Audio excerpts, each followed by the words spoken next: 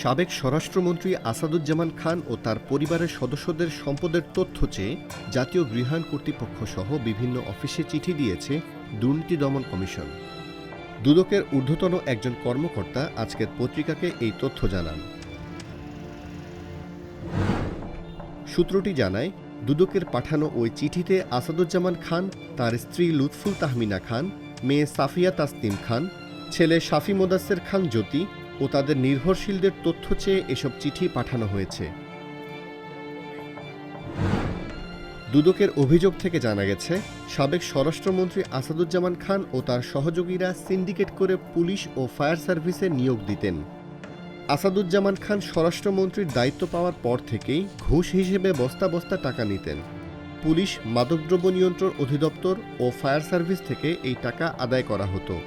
এজন্য তৎকালীন অতিরিক্ত সচিব ডক্টর হারুনুর রশিদ বিশ্বাসের নেতৃত্বে সিন্ডিকেট গড়ে তোলা হয়।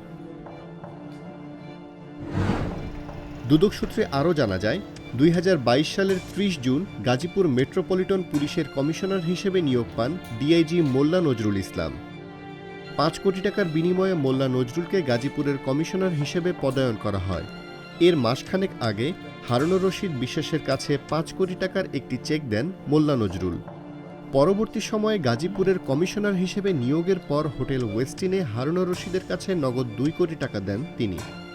এ সময় আগের চেকটি ফেরত নিয়ে মোল্লা নজরুল 3 কোটি টাকার একটি চেক দেন।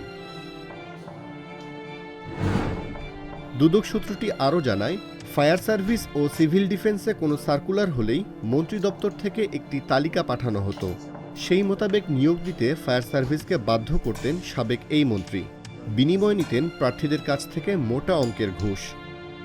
আসাদুজ্জামান খানের নেতৃত্বে এই সিন্ডিকেটের মাধ্যমে নিয়োগ, পদায়ন ও বদলি বাণিজ্যের অভিযোগ রয়েছে তার বিরুদ্ধে। গত 15 আগস্ট সাবেক স্বরাষ্ট্রমন্ত্রী আসাদুজ্জামান খান, তার পিএস, স্বরাষ্ট্র মন্ত্রণালয়ের সাবেক অতিরিক্ত সচিব হারুনুর রশিদ বিশ্বাস সহ 6 জনের দুর্নীতির অভিযোগ অনুসন্ধানে সিদ্ধান্ত নিয়েছে।